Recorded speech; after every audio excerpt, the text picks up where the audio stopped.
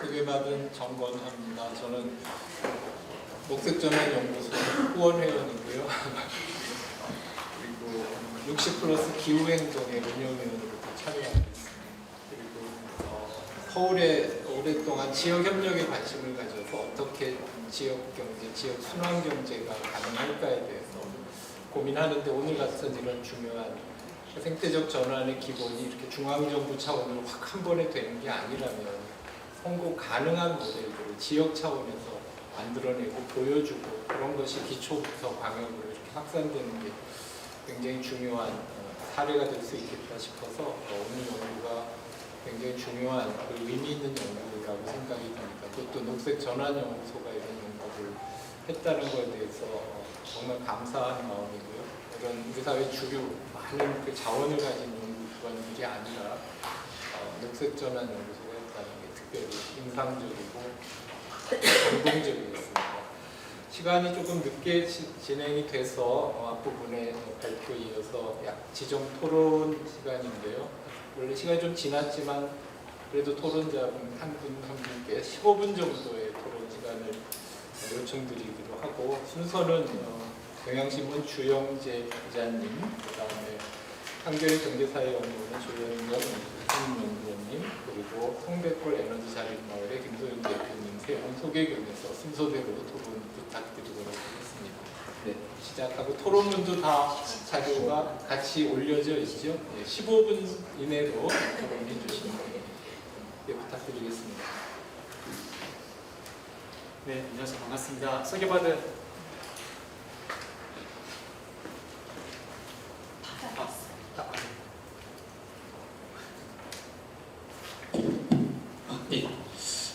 안녕하세요. 반갑습니다. 주영재라고 하고요. 경향신문에서 주간 경향을 만들고 있는 사람입니다.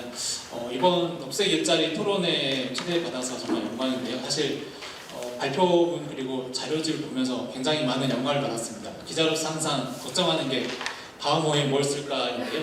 자료집을 보면서 굉장히 많은 선물을 받고 가는 듯한 기분을 받았습니다. 자전거 교통수단 어떻게 하면 늘릴 수 있을까, 대중교통 어떻게 하면 활성화할 수 있을까라는 측면에서 기사를 좀 많이 쓸 수 있을 것 같고요.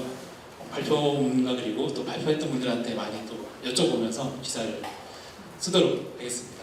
제가 이번 발표에서 좀 관심을 가지고 썼던 거는요, 미국과 우리나라가 좀 많이 비교되는 그런 상황이라고 봅니다.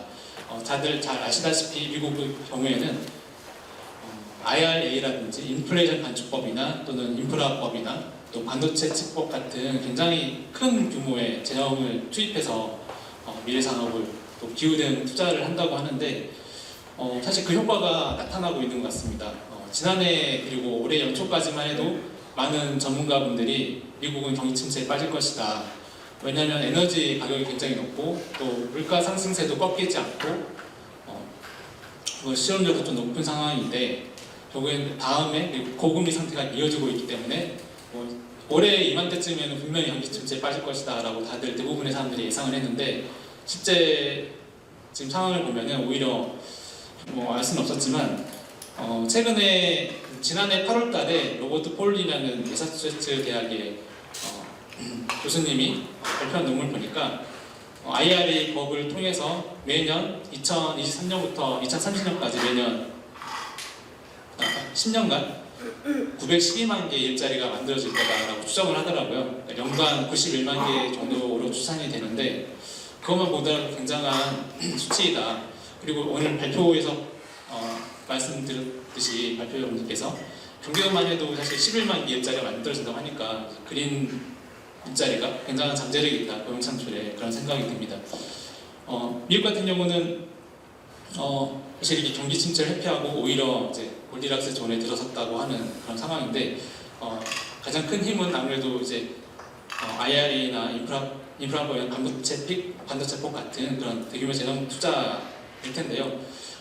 미국과 우리를 좀 비교하면은 사실 상황이 정반대로 가고 있는 것 같습니다. 우리는 다들 아시다시피 종부세도 없앴고, 종부세 없애지는 않고 감면했다 그러나, 그래서 법인세도 좀 줄이고, 그래서 이렇게 세금을 줄이는 상황에서 재정이 부족해지니까 여러 가지 분야에서 예산을 깎고 있는 것 같습니다. 그래서 연구개발 투자도 줄이고 최대 30%까지 출연연의 연구 예산을 줄였다고 들었는데요. 그런 식으로 복지 예산도 줄이고 여러 가지 분야에서 이렇게 예산을 지출을 줄이는 상황이 과연 성장에 유리할까라는 생각을 하면 굉장히 좀 부정적이라는 생각이 들고 올해 초반에도 상저하고 그러니까 중국이 리오프닝하면서 좀 더 좋아질 것이다라고 하는데 사실 그렇게 예상이 안 되는 지금 상황으로 바뀌어가고 있고 미국과 좀 많이 비교되는 상황인데 그 중심에는 기후 투자를 중심으로 한 대규모 재정 지출이 있었던 것과 또 그렇지 않은 그런 우리 상황 감세를 통해서 재정 지출 줄이는 상황이 좀 있는 것 같다. 이 부분을 좀 말씀을 드리고 싶었고요. 구체적으로 이번 녹색 일자리와 관련해서 제가 이제 자료실 보고 들었던 생각을 말씀드리면 우선은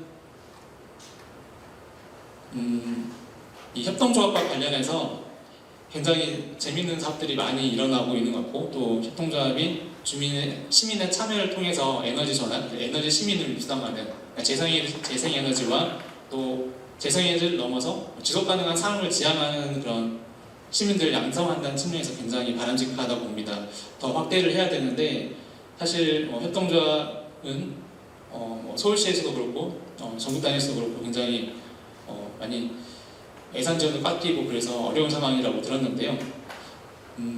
우리가 좀 더 이 부분에 대해서 목소리를 높이고 저희 언론도 지금 상황을 좀 더 우리가 경각심 갖고 개선해야 된다라는 걸 좀 기사로 알리려고 합니다. 일단 협동조합 측면에서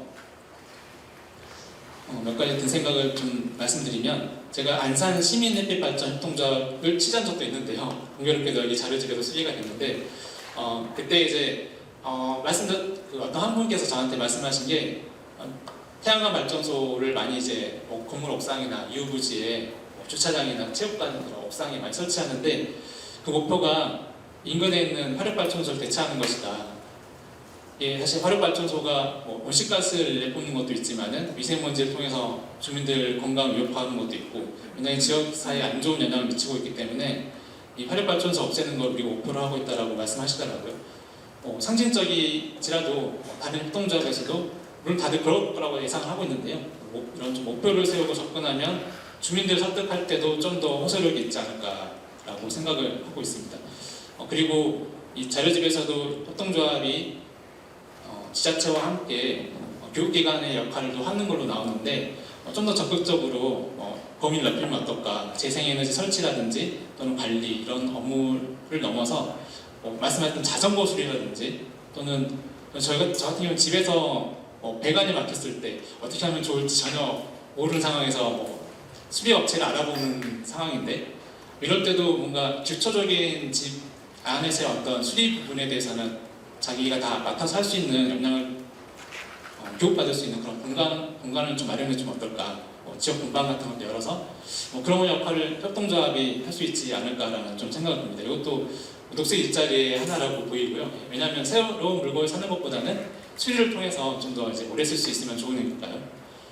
그리고 그린 리모델링 관련해서는 이게 신축보다는 사실 기존 주택을 리모델링하는 게 비용도 덜 들고 또 부수고 새로 짓는 것에서 나오는 온실가스 줄일 수 있다는 측면에 확실히 더 우위가 있다고 생각되는데 제가 최근에 모듈러 주택을 취재한 적이 있는데요. 이제 공장에서 생산을 해서 이제 현장에서는 조립만 하는 형태로 그래서 이 장점이 있는데 안전사고를 줄일 수가 있고 공사 기간도 줄일 수 있고 또 정확하게 시술 재서 이미 다 제작이 되기 때문에 재료 낭비도 크게 줄일 수 있다고 합니다. 그리고 사용 가치가 떨어지면은 사용 가치가 떨어졌다기보다는 이제 다른 공간을 좀 만들고 싶다 또는 허물고 다른데 옮기고 싶다 할 때도 굉장히 용이하게 모듈만 떼서 이렇게 옮기면 되니까 그래서 재활용이나 재사용이 굉장히 용이하다. 그래서 그린 리모델링과 함께 건축 분야의 그린 일자리라고 한다면 이 모듈러 주택도 포함할 수 있지 않을까라는 생각이 좀 얼핏 좀 들었습니다. 그리고 녹색 일자리 정책을 우리가 편다면 이 정책 효과를 검증하는 것도 분명히 이제 필요할 텐데요. 관련해서 통계 작성이 필요해 보이고 통계 작성하려면 녹색 일자리를 정확하게 정의하는 작업도 필요할 텐데 여기 발표자께서 말씀하셨던 거는 이제 기후 대응뿐만 아니라 지속 가능한 삶을 만들 수 있는 그런 일자리도 녹색 일자리도 포함을 했는데, 그래서 이제 보건이나 안전 분야도 이제 포함이 되는 것 같습니다. 아시다시피 최근 들어서 폭염이나 산불이 굉장히 심한 상황이고, 당연히 이 보건이나 안전 분야에 일자리들이 녹색 일자리에 포함될 만한 그런 당위성이 있다고 보입니다. 하지만 이제 돌봄이나 기업 같은 경우 제 개인적인 생각으로는 조금 이르지 않나? 물론 이제 여기서도 장기적인 과제로서 이렇게 제안이 됐던 상황인데요. 좀 더 우리가 녹색 일자리 개념을 구체적으로 녹색에만 일단은 한정해 놓고 그 이후에는 점점 범위를 확장해 가는 합의 과정을 통해서 이런 접근법도 좀 이런 접근법이 개인적으로는 좀 더 좋지 않나라는 생각이 듭니다.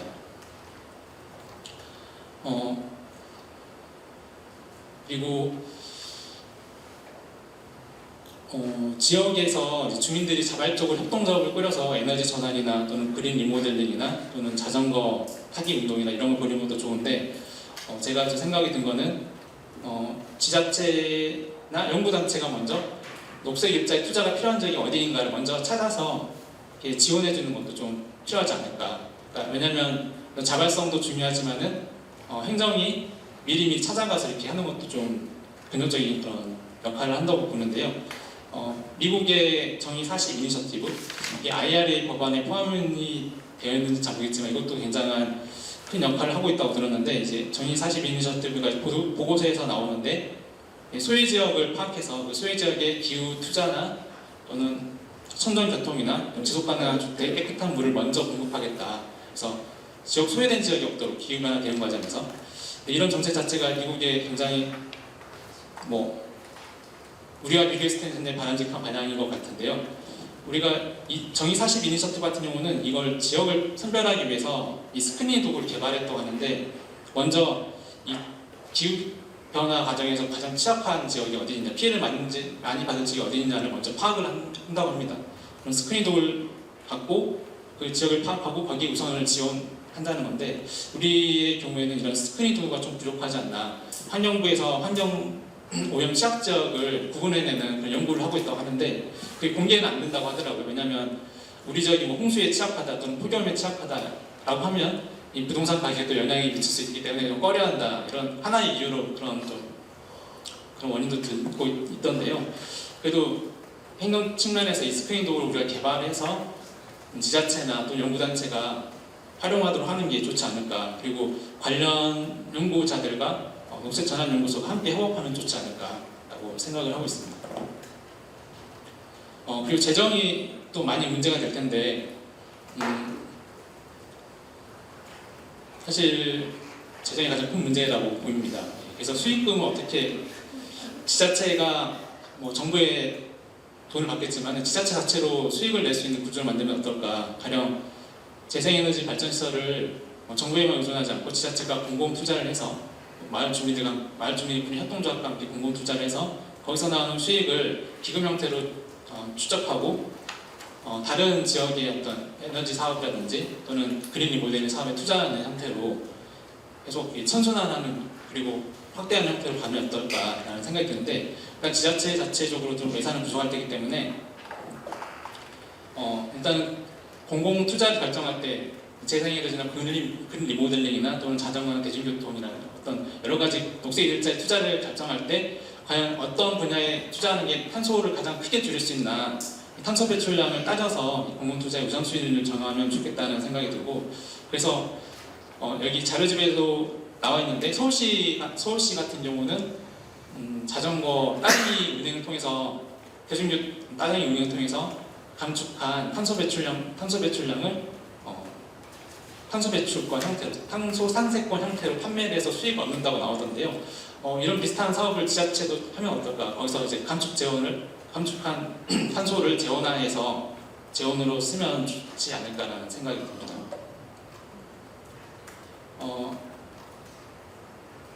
마지막으로 사실 중앙정부가 이 탄소준위 기본계획이 굉장히 부실하기 때문에 지자체에서도 좀 아무 노력한다 해도 한계가 좀 있을 것 같긴 한데요.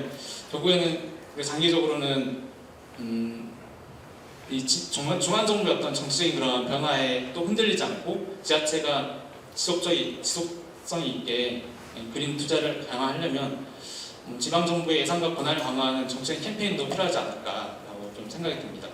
그리고 이제 그중에서 그때 좀 더 이제 우리가 심각하게 고려할 거는 지방정부에 그렇다면 어느 만큼 어느 권한을 넘길 것이냐인데, 이격결의 규제나 또는 인허가권을 지방정부에 넘기면 오히려 재생에너지 발전이 확장이 좀 어려울 수 있다라고 의견도 있더라고요. 그래서 우리가 이제 지자체의 권한을 넘겼을 때 더 크게 장점이 나올 만한 그런 항목들을 선별해서 정책 권한을 넘기는 그런 법률 제정이나 그런 운동도 좀 필요해 보입니다. 마지막으로 사실 제 고향이 강주여서 이 강주 분야에 강주광역시 사회를 든 게 굉장히 좀 반가웠고, 근데 또 알고 보니 광주만 아니고 또 전남과 충남, 경기 이렇게 네 지역을 연구를 하셨더라고요. 앞으로는 전국 단위로 녹색 일자리 연구가 확대돼서 우리가 그린 투자를 할 때 얼마만큼 전체적인 고용이나 일자리가 늘어날 것인지 좀 파악할 수 있으면 좋을 것 같습니다.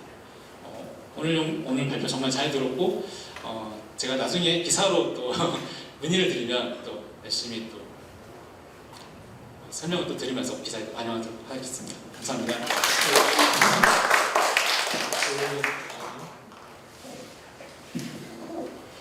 네, 안녕하세요. 저는 한겨레 경제사회연구원의 조현경이라고 합니다. 한겨레 신문 안에 경제사회연구원이 있어요. 그래서 연구원으로서 이런 정책 연구도 수행을 하고 기사도 쓰고 그리고 공론화 자리도 만들고 있습니다. 언제라도 이런 연구가 공론화 하는 데 있어서 저희가 필요하시면 어디라도 불러주시면 꼭 가겠습니다. 이 연구를 보면서 너무 반갑고 정말 존경스럽다는 생각이 일단 들었고요. 제가 앞에 서설이 너무 길어지면 다 못할 것 같아서 바로 토론문으로 들어가는데 이 감흥은 정말 크다는 것을 먼저 말씀드리겠습니다. 네, 일단 제일 처음에 그 녹색 일자리라는 것들을 규정을 하고 시작을 하셨잖아요. 저는 그게 아주 좋았다고 생각을 합니다. 기존 산업에서 규정하는 어떤 녹색 일자리의 산업군별 그런 분류 기준을 넘어서서 그렇게 확장하면서 이 녹색 일자리라는 용어가 이 대중들에게 어떻게 다가서야 할 것인지에 대한 새로운 상을 좀 제시해 주셨다라는 생각을 하고 있습니다. 저는 뭐 연구의 정책이나 이런 것도 중요하지만 이런 용어의 어떤 정의와 범주와 그 안에 있는 담론을 바꿔 나가는 작업이 대단히 중요하다고 생각하는데, 그런 작업을 해주셨다는 생각이 들어서 거기에 대단히 감사하다는 말씀 드립니다.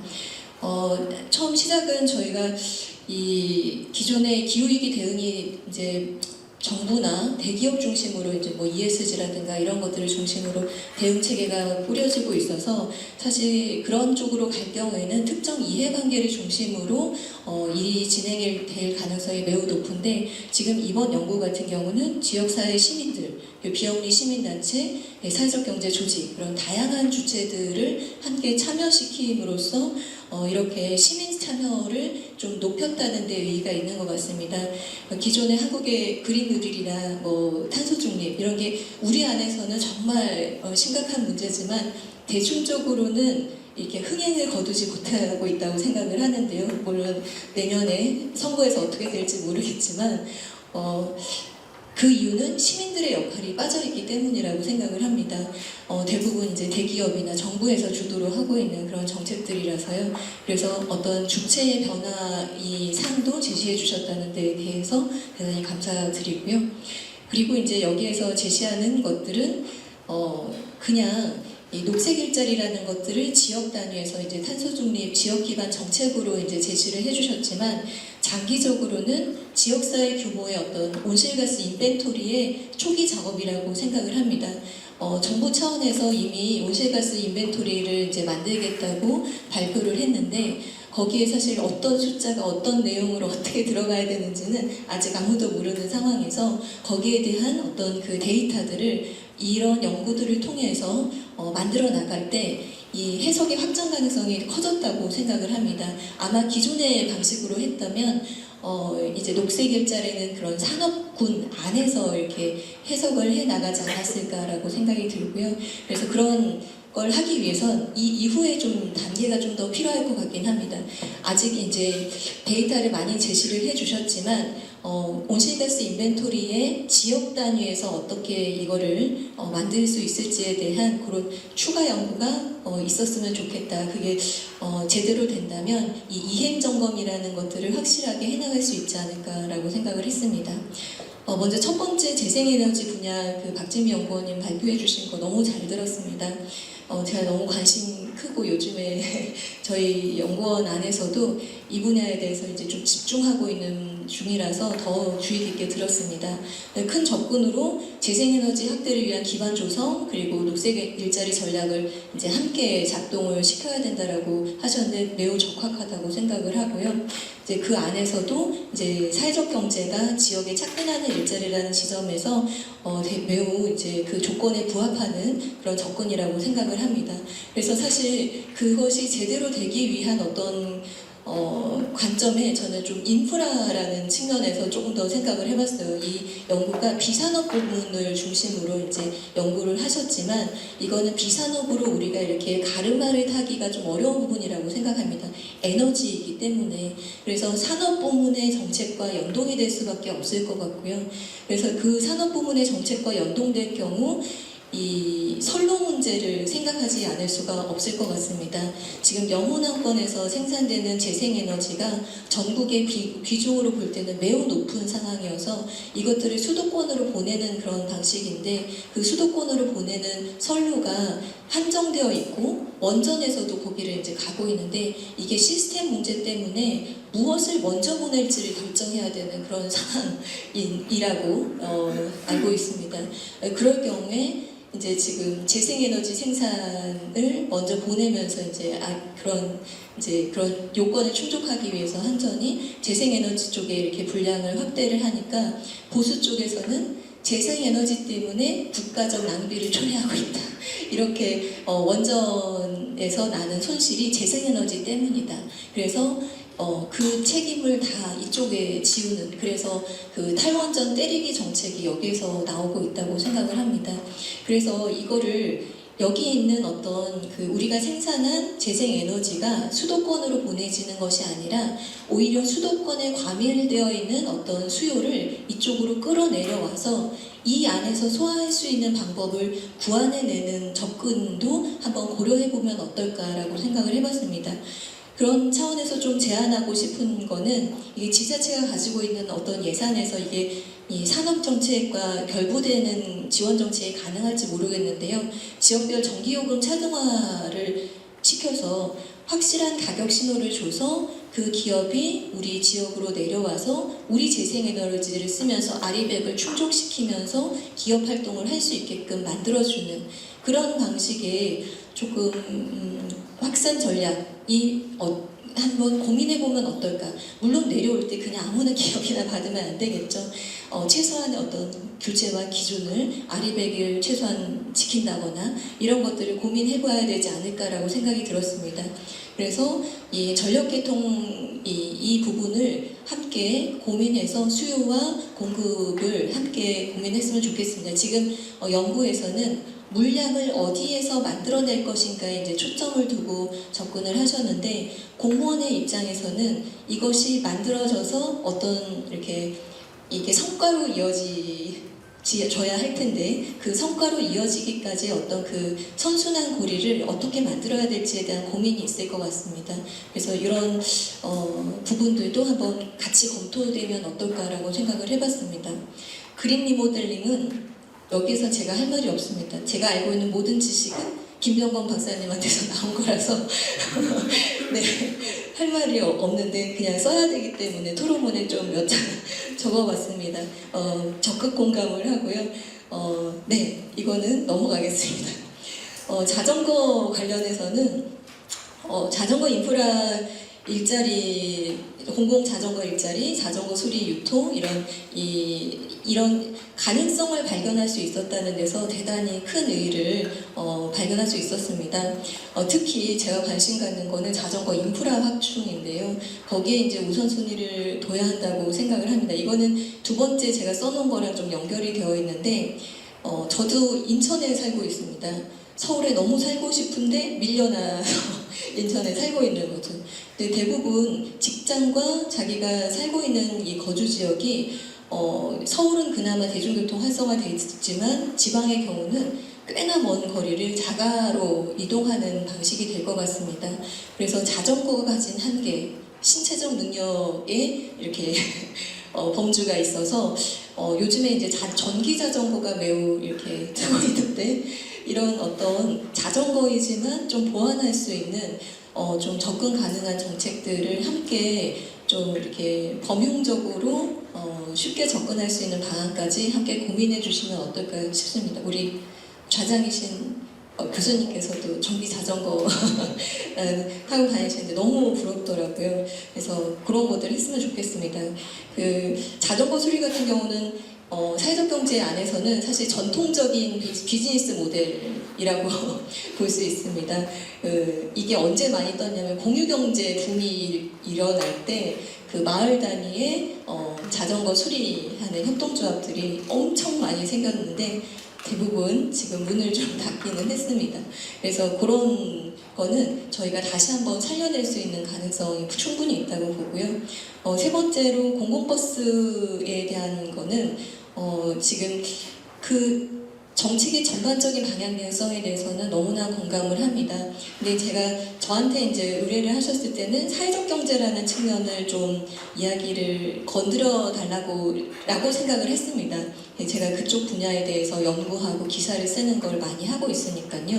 그래서 꼭 공영제가 아니더라도 공진교통이라고 하는 노동자 자주관리 기업이 있습니다. 버스 회사인데 버스 회사가 이제 부도가 나서 그걸 노동자가 인수해서 노동자 그 자주관리 기업으로 운영을 하고 있는 곳입니다. 전부 이제 정규직화시키고 그래서 일자리를 노동자 스스로가 지켜나가면서 버스를 운영하는 형태인데요.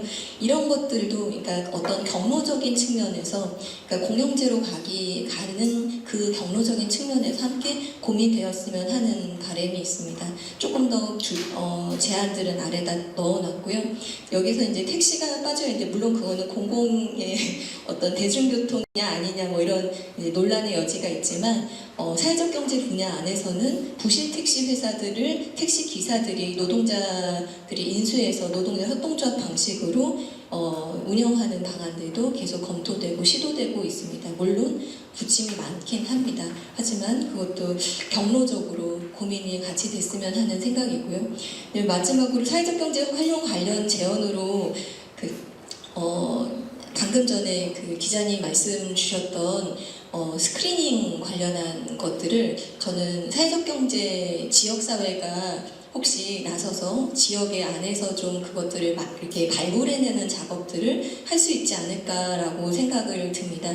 이 본 연구가 재생에너지와 주거와 이동에 이제 한해서 연구를 하셨지만 사회적 경제가 활동할 수 있는 영역들이 이 외에도 뭐 먹거리라든가 자원순환이라든가 어떤 습지나 생태문화, 생태공간 보존 활동, 뭐 다양한 활동들이 있을 것 같습니다. 그래서 공무원들이 좀 이런 보고서 안에서 그런 다양한 활동들을 접할 수 있으면 좋지 않을까라고 생각을 했습니다. 이제 다만 이 사회적 경제 안에 있는 이 어떤 지역 주민들이 지역 주민들 스스로 자기 스스로의 공동체를 관리한다는 어떤 측면에서 대단히 지역과 착근된 어떤 이 사업의 모델이기는 하나 이것이 만병통치약이 될 수는 없다는데 이미 그런 생각을 갖고 있으실 것 같습니다. 지금 이 공공의 자원을 중심으로 지금 이런 사업들이 펼쳐질 텐데요. 결국은 여기도 기업입니다. 그래서 그 기업이 향후 처음에 시작은 공공의 자원을 의존해서 시작을 하더라도 자기 시장을 형성할 수 있는 비즈니스 모델을 만들어내지 못하면 이게 장기적으로 지속 가능하기가 어렵다고 생각을 합니다. 그래서 이후에 이런 이 비즈니스 모델이 시장이 만들어질 수 있을지 이런 것들을 함께 검토하고 정말로 여기에서 괜찮은 일자리가 만들어질 수 있을지 그거의 대표적으로 청년들한테 매력적인 일자리가 만들어질 수 수 있을지, 그러니까 지향을 괜찮은 일자리라고 뭐 제안을 하셨는데 그 구체적인 안이 담겨 있지 않으면 지금 기존의 사회적 경제가 안고 있는 어떤 불안한 구조를 그대로 답습하는 방식이 되지 않을까라는 생각을 합니다. 녹색 일자리가 조금 괜찮은 일자리라는 그런 이런 접근이 좀 함께 고민되었으면 좋겠습니다. 네, 이상입니다.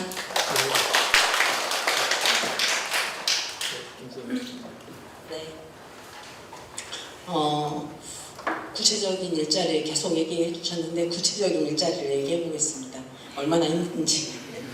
네. 저희는 이제 동작구 상도 3사동에서 3사동 지역을 이 행정이 나눈 이제 구역의 영역이라면 저희는 이제 제가 생활하면서 가장 많이 머무르는 저의 생활권으로 제 맘대로 나눠봤을 때 상도 3사동이었고 거기에 닉네임을 성대골이라고 지어서 부르면서 지금까지 16년여 기간 동안에 이제 마을 운동을 하고 있는데요. 그리고 이제 2011년 후쿠시마 사고가 이제 성대골이 에너지 전환 운동으로 방향을 잡게 되는 중요한 사건이었죠. 그때 제 혈기와 지나친 에너지였던 그 시절이었다면 아마 지금 옮겨 누웠어야 되는데 상당히 나이 먹으면서 여러 이유로 많이 포기하고 내려놓으니까 여기 와서 지금 이렇게 떠들 힘도 있네요. 네. 이제 처음에 소개할 때 유진 소장님이 성대골 잠깐 언급해 주셨지만 그때 당시에 이 선거를 도우면서 녹색당 선거를 도우면서 그때 에너지 슈퍼마켓이고 뭐고 다 문 닫고 내가 이제 모든 나의 마을 활동은 이걸로 끝이다 라는 각오로 모든 걸 접고 이제 선거에 매달리면서 그런 입장이었는데도 녹색 일자리 기본 성장 얘기 나올 때 그게 우리 가능해?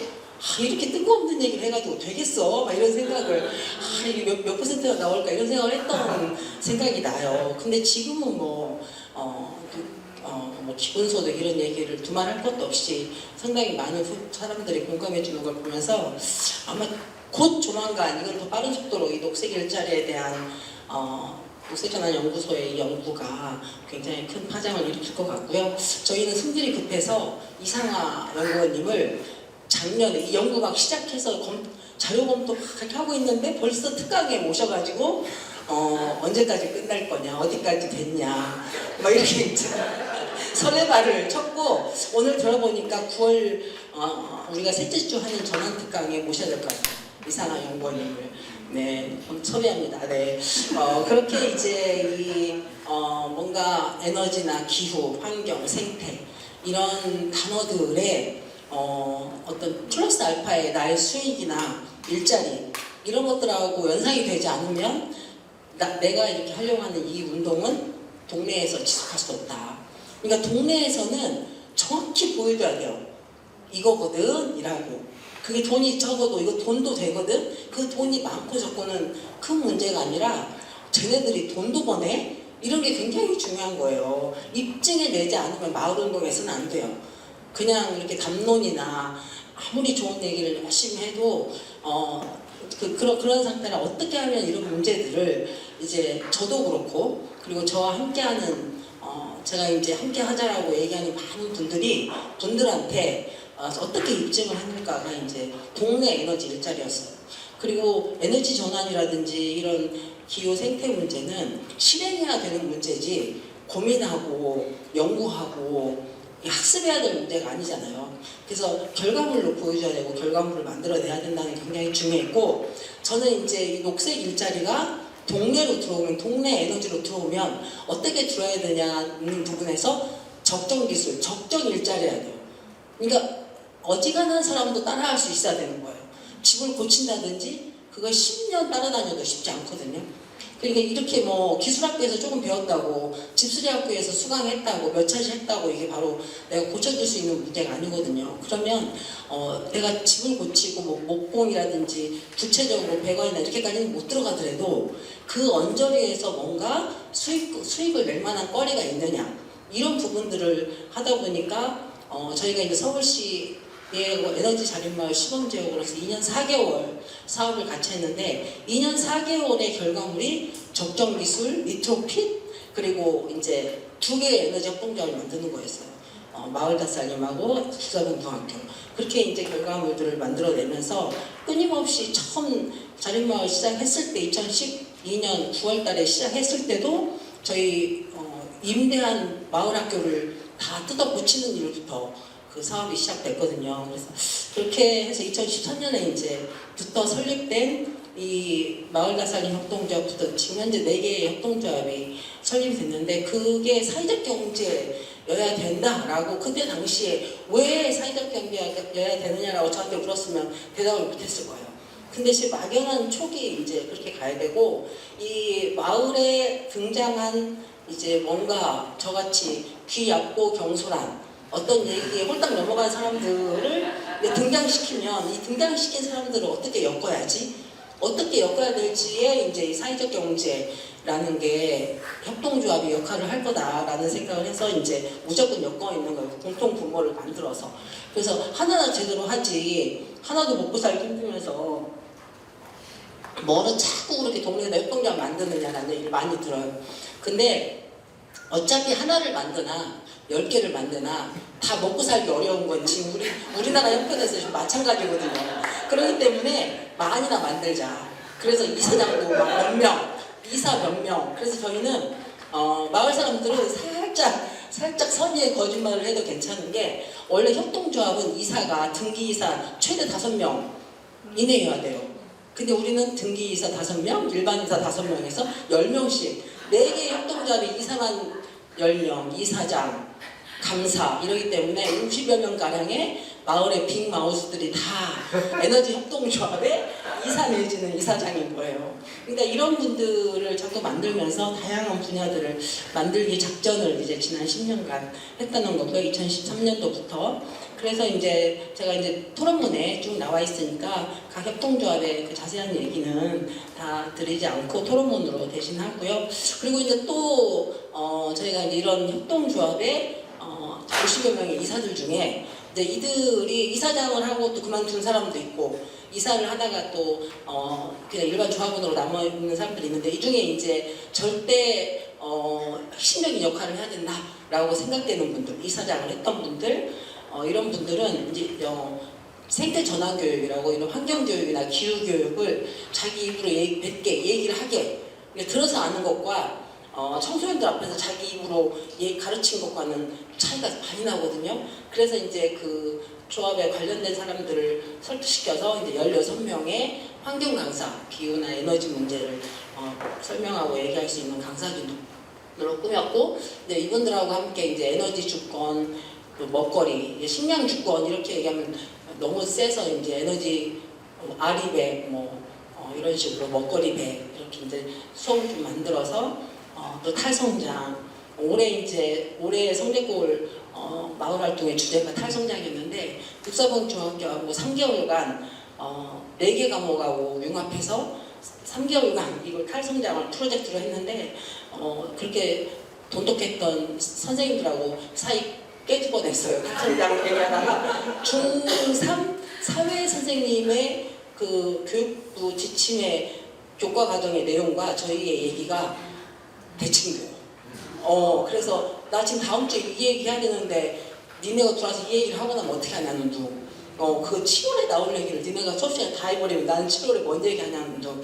어쨌든 굉장히 이 탈성장을 주제로 어쨌든 저희가 수업을 3개월간 했던 경험도 굉장히 좀 드라마틱한데요. 그렇게 돼 있었고 또 우리 상인회 전통시장의 상인분들을 설득시켜서 에너지 협동조합을 만들고 동작구에 또 저희는 참 이런 고집은 있어요. 상도 3, 4동만 한다. 될 때까지 한다. 그리고 태양광은 동작구에만 올린다. 그래서 포천이라든지 금천구 이런 데서 이제 태양광 부지를 추천한 적이 있는데 정말 고민을 많이 했지만 안 하겠다. 포천은 포천인이 알아서 하고 금천은 금천구민이 해라 해서 이제 그걸 포기하기 쉽잖아요. 저희 통장에 한 1억 정도가 지금 태양광 올리기를 바라고 그냥 잠자고 있는 돈도 있거든요. 그래서 그렇지만 그거를 과감히 포기하고 그냥 여기 어디 있는 부지마다 올리는 협동조합은 많다. 근데 이제 우리는 우리가 하고자 했던 동작구, 그래서 동작구 40만이 어쨌든 지역 내에서 에너지를 생산해서 그걸 사용할 수 있는 그런 꿈을 이제 첫 목표를 그냥 그대로 가자 해서 이제 그걸 좀 고집을 하고 있고요. 우리 국사봉 중학교 협동조합이 4개 협동조합 중에 가장 재정이 튼튼하고 안정적인 일자리까지 만들고 있는데, 그리고 이제 국사봉 중학교는 이제 다른 학교 같지 않게 태양광 시설이 학생들 소유예요. 그래서 본인들이 직접 전기를 팔고 이제 그러는데 올해 이제 그린피스가 아리백을 하는데 국사봉 중학교에서 생산된 전기로 민민 간의 전력 거래를 성장시키기도 했고, 또 카카오톡에 또 일부를 팔기도 하고 한전에 계속 팔기도 하고, 이게 이제 20년 장기 고정 계약을 학생들이 안 들어가겠다. 그거는 굉장히 큰 인센티브인데도, 협동조합만이 들어갈 수 있는 혜택인데도 돈독이 올라서 우리는 그렇게 20년 동안 똑같은 금액으로 팔 수 없다. 이제 오르면 오른 가격에 팔고 싶은 거예요. 떨어지는 걸 생각 안 하고. 그래서 이제 20년 장기 고정 계약 안 들어가고 매년 전기 못 팔아서 이 REC 못 팔아가지고 고민거리였는데, 드디어 이제 그린피스가 일부 이제 10년간 사기로 했는데, 그린피스하고 계약 조건도 떨어지는 건 상관없고 오르면 오른 가격으로 쳐주기. 이렇게 약간 불공정한 계약서를 가지고 이제 계약을 했죠. 그런데 그렇게 직접 그리고 이게 어떻게 이제 이 360명 정도 되는 학교에서 이 협동조합이 일자리까지, 한 명의 일자리, 학부모 일자리를 만들면서 가는가 봤더니, 태양광, 기본적으로 태양광을 더 올릴 수는 없어요. 공간이 없어요. 그래서 태양광으로 일정 한 800만 원의 수익이 확보가 되고, 그리고 이제 생태 전환 카페를 하나 운영하는데, 한살림 먹거리와 알파문고에서 이제 도매로 물건을 가져오고, 그래서 학교에다가 지네 학교에다 팔 수 있는 모든 걸 팔아요. 도서관에 학교에 들어오는 책, 선생님들이 읽을 모든 책, 그리고 학교에서 쓰는 모든 사무용품, 그리고 학교에서 먹는 먹거리 전부, 자기들 입는 교복, 하여튼 그 구성원들이 사는 모든 것들을 협동조합이 팔아요. 그러니까 이렇게 하니까 돌아가더라고요. 제가 이제 등기사라서 매출액을 들어보니까 700에서 1200까지 카페에서 벌어요. 그래서 그렇게 작은 한 380여 명의 구성원도 협동조합 하나가 경제적으로 기본적인 협동조합을 굴릴 수 있는 정도의 그걸 뽑아내더라. 그래서 저는 이제 확신이 아마 상무 삼성 성대골 내에서도 이 협동조합이 제가 더 많이 더 만들면 몰라도 지역 안에서 56,000명이 살고 있는 성대골에서 아마 이런 어떤 협동조합으로서 이 어떤 경제적인 자립의 근간을 마련할 수 있을 것이다 라는 생각과, 그리고 이제 이 사회적 경제 조직이 저희가 이제 아이프라든지 한살림 이런 사회적 경제 조직과 저희는 이제 다 상인회, 일반 전통시장 상인회 회원으로 들어가 있거든요. 그래서 이제 묻지마 관광 갈 때도 따라가고 그렇게 해야 되고 회비도 내야 되고. 그런데 이제 이렇게 일반 자영업, 전통시장, 골목시장의 상권들하고 사회적 경제가 섞여야 되고, 그리고 이제 그렇지만 이들의 사회적 경제 조직의 특징, 이들이 추구하는 게 무엇인가를 이런 일반 상권에 자연스럽게 녹여내는 것이 또 역할이라고 생각을 합니다. 네, 이상에 할 일이 많지만 감사합니다.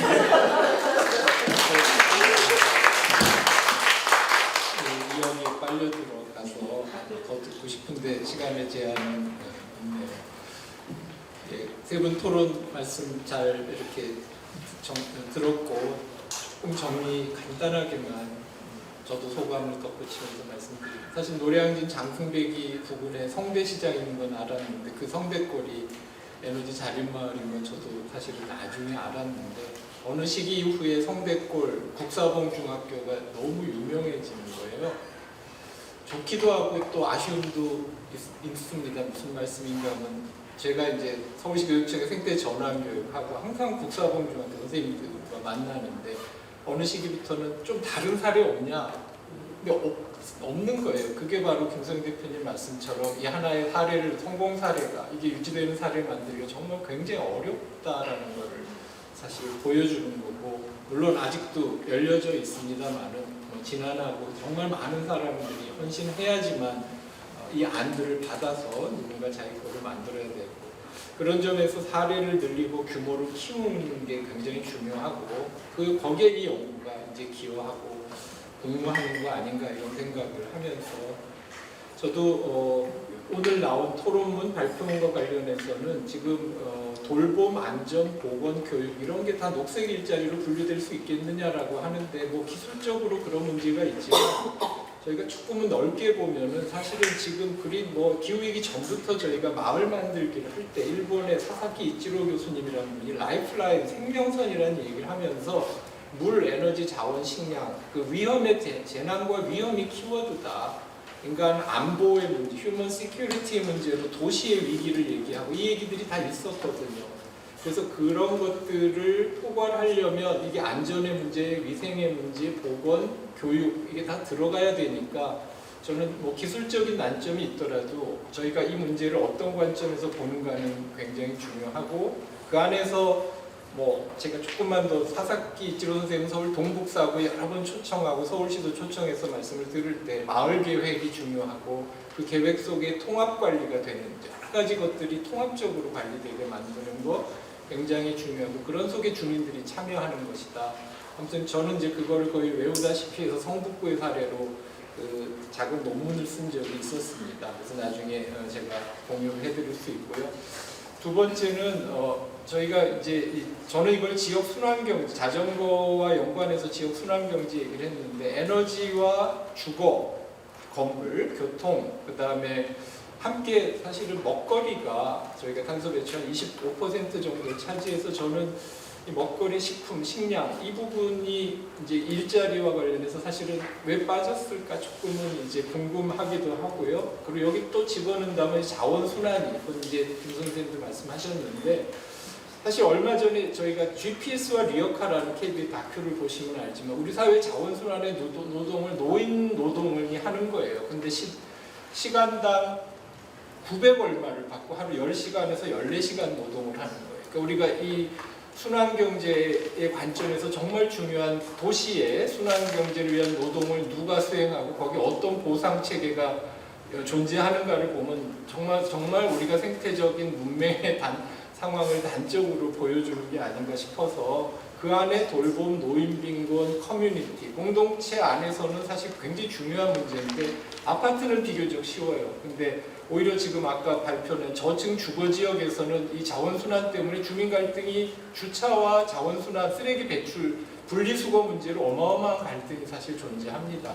그래서 자원순환과 먹거리 문제도 녹색 일자리 논의와 연관해서 녹색 일자리를 넓게 본다면 이게 들어가야 되는 게 아닌가 이런 생각을 했고 그 안에 뭐 로컬푸드 공유 냉장고 공동체 텃밭 그다음에 알맹시장 같이 플라스틱 비닐 이런 거 쓰지 않는 것 음식물 쓰레기 텃밭 퇴비화 이렇게 연결되는 방식의 일자리에 대한 보상이 좀 필요하고요. 세 번째는 저는 이 스케일 문제를 조금 구분해 줄 수 있겠다. 마을 단위가 있고 동 단위가 있고 기초자치체가 있고 광역이 있고 또 그 광역이라는 거 기초끼리 협업을 통해서 저는 이런 한 번째 이걸 또 주민이 하는 것, 공공이 하는 것, 공공 안에서도 기초가 있고 광역이 있고 하이브리드가 있어서 이게 일종의 매트릭스 같이 만들어서 그 셀을 채우는 방식으로 저희가 일자리와 순환경제를 생각해 보면 좋겠다. 아까 조영경 쌤 전력계통 수요 공급의 균형 이것도 사실은 이건 광역과 협업이 필요한 거지 않습니까? 그래서 당연히 이런 우리가 일자리와 지역 순환 경제든 지역에서의 리질리언스를 강화한다는 것은 폐쇄적인 자급자족이 아니라 어떻게 지역과의 연계를 통해서 협업을 통해서 가는가고 이거를 스마트 그리드나 기술이 일정하게 디지털들이 해결할 수 있는 부분이 생각보다 많이 있을 것 같다. 저는 그렇게 생각을 합니다. 그 네 가지를 조금 저도 코멘트 겸해서 좀 첨언하고 시간이 10분이 마칠 시간에 사실 10분이 지났는데 그래도 우리 종합 토론의 시간을 그래도 5분 혹시 발언을 꼭 하고 싶고 또 중요한 질문 토론 코멘트 하실 분 제가 시간을 좀 배정해야 될 것 같습니다. 혹시 말씀 의견 주실 분 간단하게 소개와 함께 의견 혹시 있으신가요?